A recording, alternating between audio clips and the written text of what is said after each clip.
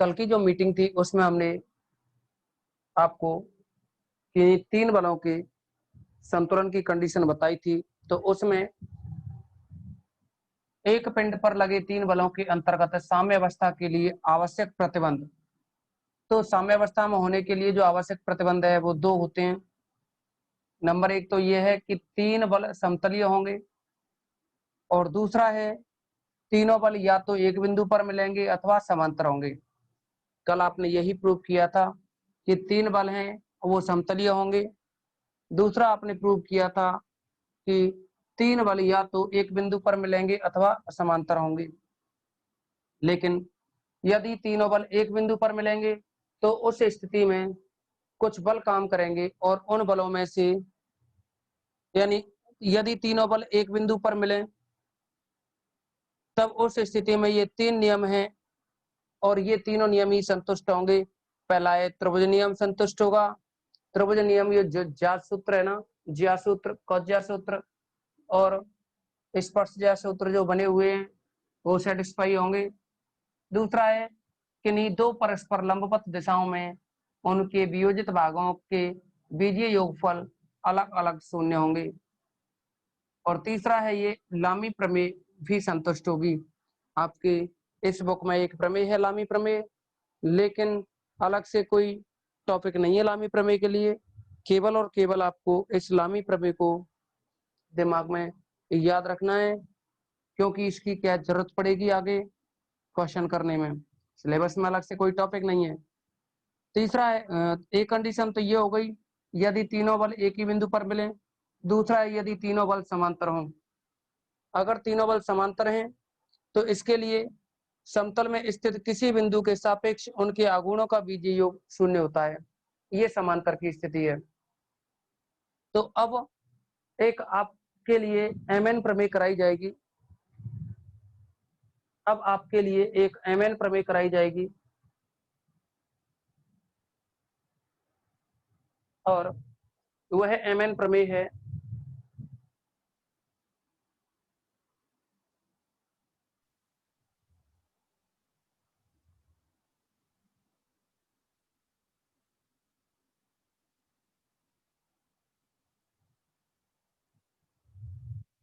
आप सभी क्या है टाइम पर इसका स्क्रीनशॉट ले लिया करें। एक एमएन प्रमेय है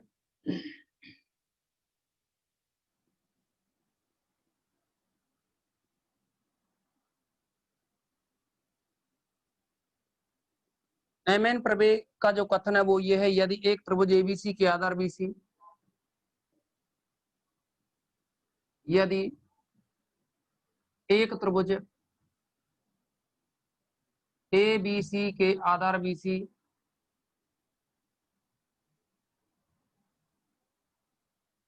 में एक बिंदु जी ऐसा है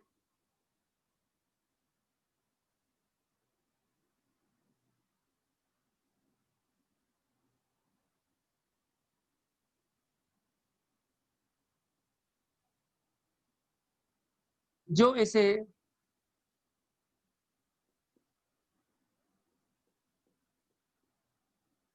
एम अनुपात एन में विभाजित करता है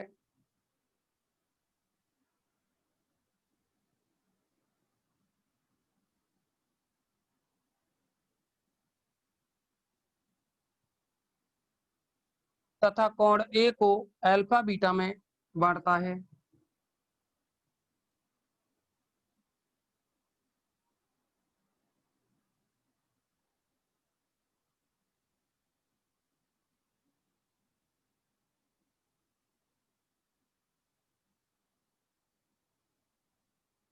और यदि ए जी सी इज इक्वल टू थीटा हो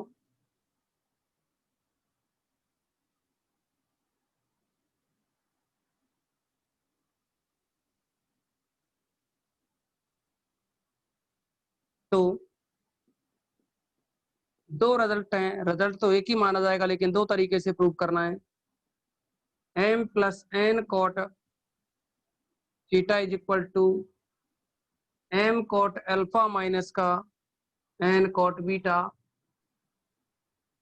इसी के साथ में सेकंड रिजल्ट है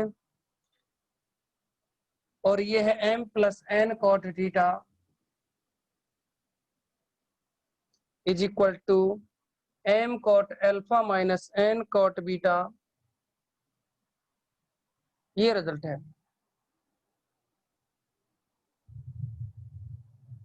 किसी को प्रॉब्लम तो नहीं है ना?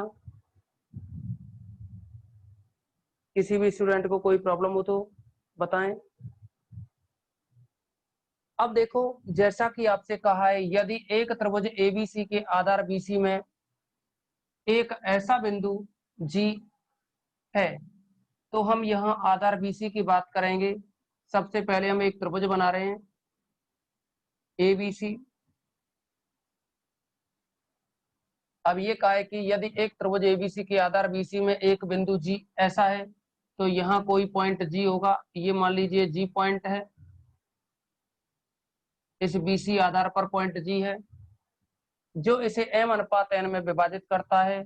यानी जी पॉइंट है, इस बीसी भुजा को m अनुपात n में बांटता है। कितने में? m अनुपात n में। यानी ये m है और इधर n है। तथा कोण ए को अल्फा बीटा में बांटता है। यानी यहां से ये जो एजी लाइन है वह इस कोण ए को अल्फा और बीटा में बांटती है। और यदि कोण ए जी सी इक्वल टू थीटा, ए जी सी जो एंगल है यहाँ, यह एंगल है अपना थीटा, तो पहला रिजल्ट है m plus N cot theta is equal to m cot alpha minus n cot beta. इसे प्रूव करेंगे। तो इसे प्रूव करने के लिए हम दोनों त्रिभुजों में जो ज्या सूत्र है उसकी हेल्प से सॉल्व करेंगे। यहाँ अगर हम कोण बीटा की अगर बात करें, या सॉरी ये कहें कि जो कोण बी है इसकी अगर हम बात करें, तो ये कोण बनेगा, ये वाला कोण निकाला जाए, तो यहाँ देखेंगे कि ये कोण तो है अपना, देखो आप जानते हैं कि किसी त्रिभुज का जो बहिष्कोण होता है, यह ए पॉइंट है, यह बी है और ये जी है। तो ये एंगल थीटा है, ये एंगल अल्फा है, और ये पता नहीं, तो इस एंगल को निकालने के लिए अगर हम ये कहें कि ये एक्स है, तो आप जानते हैं कि किसी त्रिभुज के अंतः कोणों का योग बहिष्कोण के बराबर होता है। यानी एक्स और अल्फा को अगर जोड़ दिया जाए तो ये थीटा के इक्वल होगा। तो यहाँ से एक्स की वैल्यू निकलेगी थीटा माइनस अल्फा। तो ये जो एंगल रहा वो आएगा थीटा माइनस अल्फा। बी जो कोण है वो निकला थीटा माइनस अल्फा। तो अब हम त्रिभुज एबीजी में बारी बारी से काम करेंगे। पहले त्रिभुज एबीजी में, दूसरा क्या है त्रिभुज एसीजी में। तो त्रिभुज एबीजी में ज्या सूत्र से, अब त्रिभुज एबीजी में ज्या सूत्र से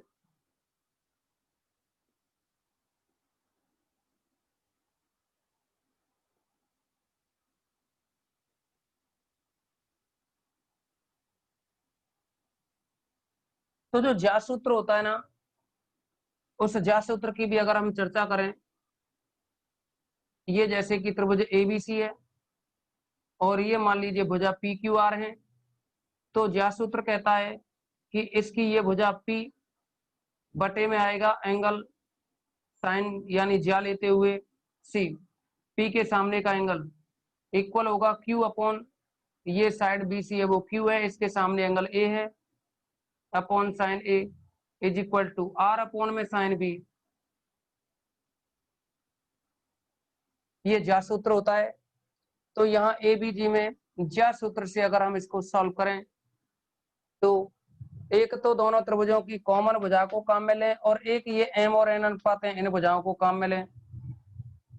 तो पहले आप ए जी बटे बीजी लिखो, या ये कहें कि ए जी, आप देखेंगे कि इसमें ए जी ये भुजा है, तो इसके सामने ये जो ये भुजा है, तो इसके सामने का एंगल होगा थीटा माइनस अल्फा। तो यहाँ लिखा जाएगा sine theta minus alpha equal में, दूसरा ये जो बीजी है, बीजी को आप चाहो तो एम लिख दें, और इसके सामने का एंगल है अल्फा, तो ये आया साइन अल्फा। एक तो इसको समीकरण नंबर 1 डाल दें, ऐसे ही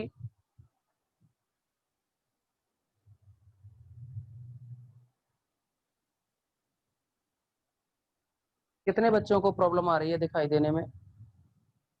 अब तो क्लियर हो रहा होगा ना?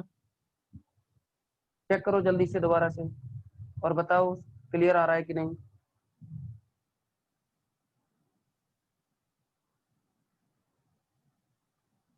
बोलो क्लियर दिख रहा होगा ना? नहीं है क्लियर?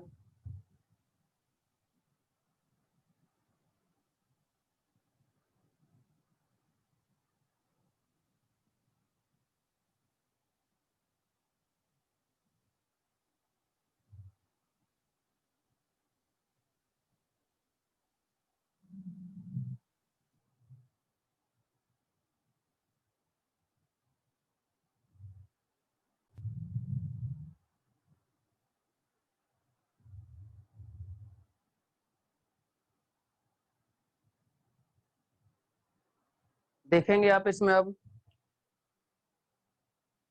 अभी तो आपने त्रिभुज ए बी जी में काम किया, इसके बाद आप त्रिभुज ए सी जी में काम करेंगे। अब त्रिभुज ए सी जी में ज्यासूत्र से देखेंगे, और ये है ए सी। देखो यहाँ ए जी और जो जी सी है ना, इसमें जो सी एंगल है इसके बारे में चर्चा करें तो सी एंगल जो बनेगा, त्रिभुज के तीनों कोणों का योग 180 होता है ना, तो अगर हम इस 180 में से थीटा और बीटा को माइनस कर दें, थीटा प्लस बीटा इनको माइनस कर दें, तो सी एंगल निकल आएगा। तो यहां लिखेंगे हम जो ये जी सी है जो कि एन है, और दूसरा जो ए जी है इसको लिखें, यानी ए जी के सामने जो एंगल है, इस ए जी के सामने जो एंगल है वो है pi minus theta plus beta, तो sine pi minus theta plus beta equal में ये एन है, इसके सामने का एंगल बीटा, तो एन अपॉन में साइन बीटा। अब सॉल्व किया जाए इसको, तो ये रहा ए जी अपॉन में साइन 180 माइनस थीटा करेंगे तो साइन थीटा होगा, थीटा की जगह है theta plus beta is equal to N sine beta. अब इसका अगर विक्रम किया जाए, क्योंकि हमें एम अनुपात एन निकालना है, सॉरी एम प्लस एन निकालना है, तो दोनों इक्वेशंस को हमें ऐड करना होगा, लेकिन ऐड ऐसे नहीं करेंगे, एक सिस्टम से करेंगे। यहाँ ए जी और यहाँ भी ए जी, दोनों में ए जी कॉमन है, तो इस कॉमन को हटाएंगे। हटाने से इसे हटाने के लिए पहले इनका व्युत्क्रम करें, तो ये बनेगा sine theta plus beta upon में A G is equal to sine beta upon में एन। इसको नंबर 1 डालें और इसे नंबर 2 दें, तो इन दोनों के अगर हम गुणा कर दें, दोनों ही समीकरण के गुणा करें, तो ये बनेगा 1 गुणा 2 से यहाँ A G upon sine theta minus alpha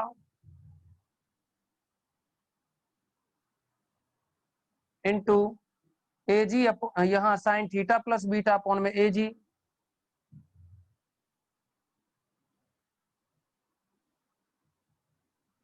equal में है फिर M upon sine alpha into यहाँ है साइन बीटा अपॉन एन।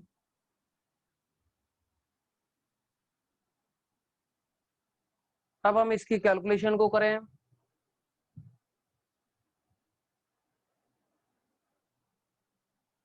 अब थोड़ा बहुत फर्क पड़ा क्या क्वालिटी पे? चेक कीजिए, चेक करो सभी के पास अच्छी क्वालिटी होनी चाहिए। अब वीडियो क्लियर है ना? अब रिप्लाई करो जल्दी से।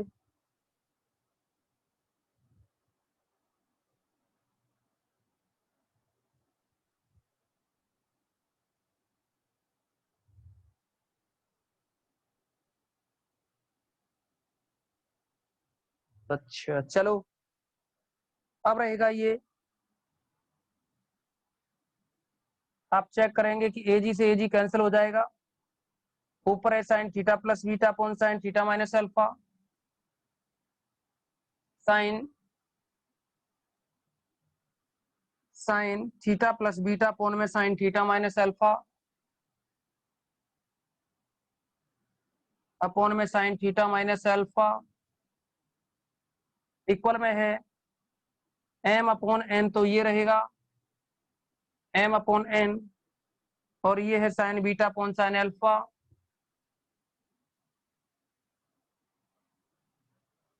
इनके अगर हम बजगुणा करें, पहले तो इसको सॉल्व किया जाए। यहाँ sine theta plus beta upon sine theta minus alpha, और दूसरा है sign beta upon sine alpha. तो या तो आप साइन थीटा प्लस बीटा को फॉर्मूले से ओपन करो, तो फॉर्मूले के अकॉर्डिंग ये बन जाएगा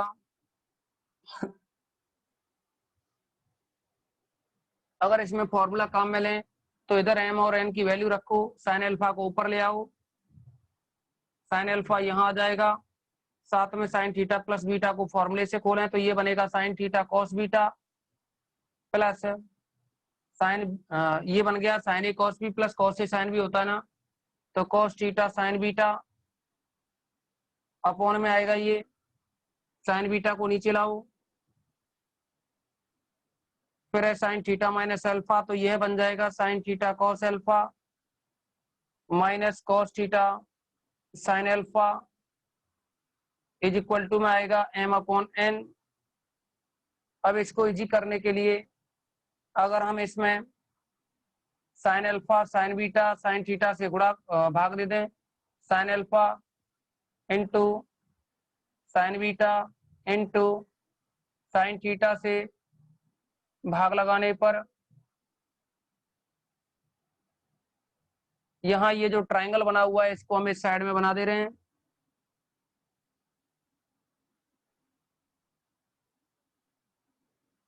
ए बी सी एंगल थीटा, और ये जी यहाँ थीटा माइनस अल्फा, और ये है फिर पाई माइनस थीटा प्लस बीटा, ये एंगल है अल्फा और ये एंगल है बीटा, ये है एम अनुपात एन।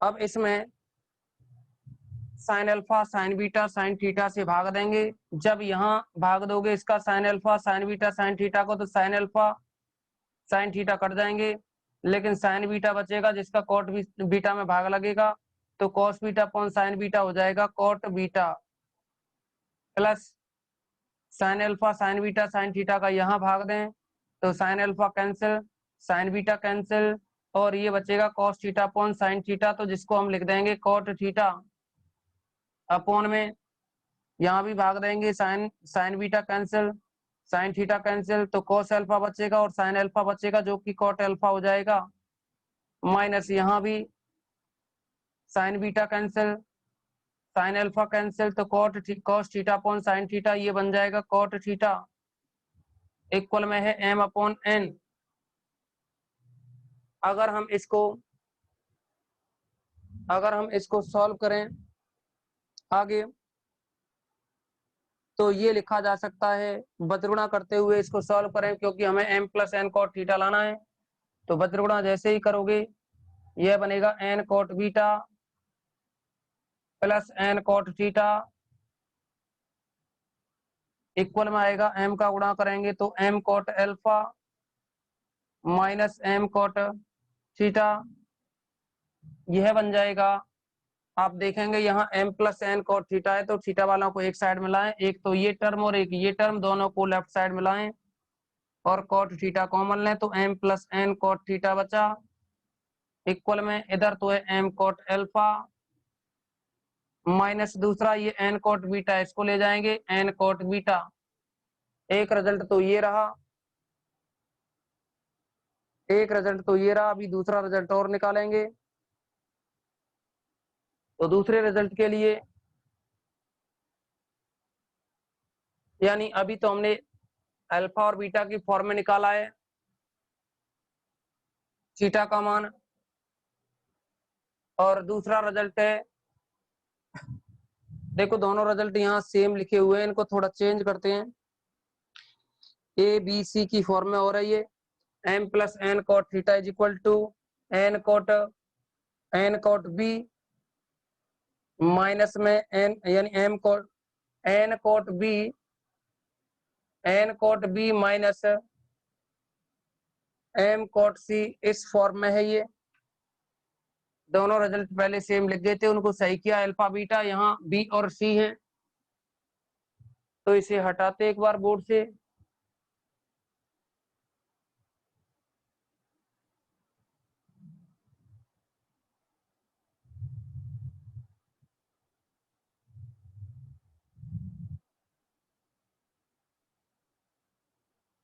इसको सॉल्व करें दोबारा से तो यह बनेगा, तरीका वही रहेगा, बस अब ये है अंतर इसमें कि आपको ये जो त्रिभुज है ना, इसको बी और सी की फॉर्म में सॉल्व करना है, बी और सी की फॉर्म में सॉल्व करना है इन एंगल्स को। अब ये एंगल बदल दिए हमने, देखो फिर से इस त्रिभुज में ज्यामितीय सूत्र का यूज करेंगे इन दोनों त्रिभुजों में, एक बार एबीजी में और दूसरी बार क्या है कि जो त्रिभुज है एसीजी, इसमें काम करेंगे। पहले एजीसी में लिखें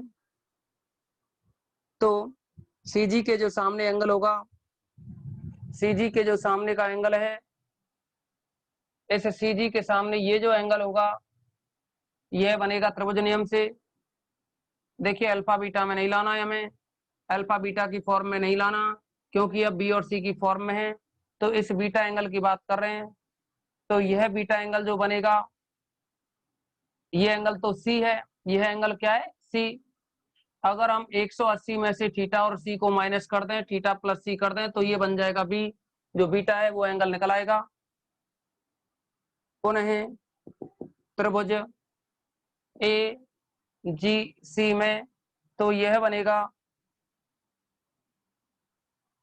जो सी जी है ना, सी जी कहो या एन कहो, इसे एन अपॉन में sine pi minus theta plus C is equal to, दूसरा ये है ए जी अपॉन में सी, तो ये है ए जी अपॉन में साइन सी। तो इसको सॉल्व करें हम तो एन अपॉन में साइन 180 माइनस थीटा, तो ये बन जाता है साइन थीटा, यानी theta plus C is equal to A G upon में साइन सी। इसको नंबर 1 डालें तथा त्रिभुज दूसरा है ए बी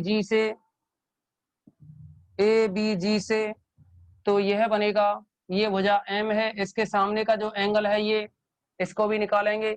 लेकिन इसे निकालने के लिए, इस एंगल को निकालने के लिए आप जानते हैं कि किसी भी त्रिभुज का जो बहिष्कोण है ये तो है थीटा और ये है बी, और ये एंगल हमें निकालना है। तो ये एंगल अगर एक्स माना जाए तो आप समझेंगे कि थीटा जो होगा वो एक्स प्लस बी के इक्वल होगा, यानी एक्स निकालें तो थीटा माइनस बी बनेगा।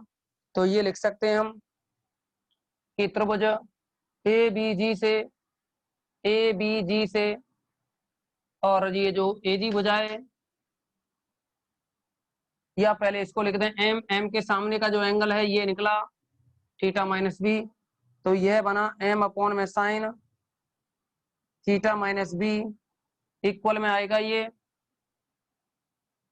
ए जी के सामने जो एंगल है वो है बी, तो ए जी अपॉन साइन बी यह बन जाएगा। इन दोनों का मल्टीप्लाई करें तो अगर हम इन दोनों का मल्टीप्लाई करें, इसको इक्वेशन सेकंड डालें, या तो मल्टीप्लाई कर लो या डिवाइड कर लो। तो ए जी से ए जी काटना है ना, हमें डिवाइड कर लो, तो ये बनेगा 1/2 इम्प्लाइज, एक ही बात है, पहले में इसको रेसिप्रोकल किया था, अब भी इसको रेसिप्रोकल कर सकते हो, तो यह बनेगा n अपॉन में साइन थीटा प्लस सी, और इससे डिवाइड करोगे तो साइन थीटा माइनस बी ऊपर जाएगा, साइन थीटा माइनस बी ऊपर गया, अपॉन में आएगा m इक्वल में एजी से एजी कैंसिल होगा तो साइन बी ऊपर जाएगा, उसके नीचे sign C, sine B upon में साइन सी, यह बन जाएगा।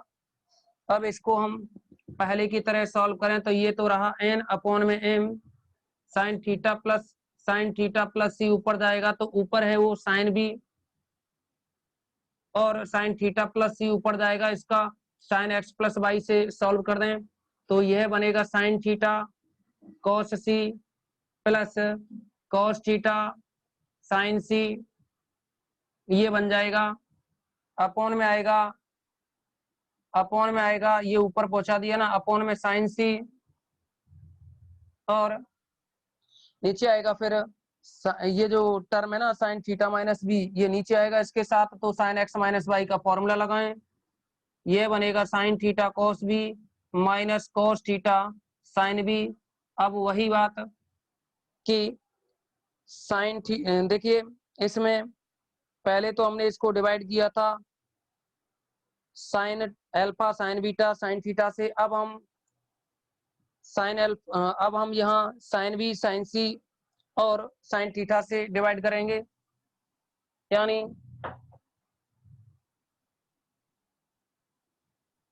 Sine theta sine B sine C से भाग देने पर ऊपर नीचे भाग देंगे तो यह बनेगा n upon m is equal to, यहाँ भाग देंगे ना sine theta sine B sine C, तो साइन वाले दो कैंसिल हो जाएंगे, बी और थीटा कैंसिल हो जाएंगे, तो साइन सी बचेगा, तो कॉस सी अपॉन साइन सी बनेगा कॉट सी, फिर प्लस ऐसे ही यहाँ करेंगे तो साइन भी कैंसिल हो जाएगा, साइन सी कैंसिल हो जाएगा, थीटा वाला बचेगा, तो कॉस अपॉन साइन क्या होगा कॉट थीटा, अपॉन में आएगा sine C sine theta cancel, तो ये बनेगा कॉट बी माइनस, यहाँ आएगा फिर sine C cancel sine beta cancel sine B cancel, ये बी है बीटा नहीं है, तो ये बचेगा कॉट थीटा। अगर हम बज्रगुणा करें इसका तो ये N cot B minus N cot theta is equal to M cot C plus M cot theta.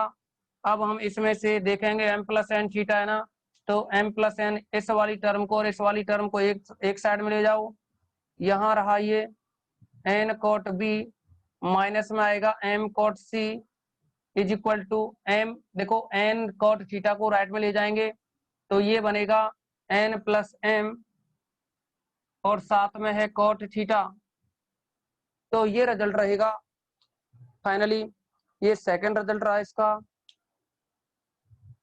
तो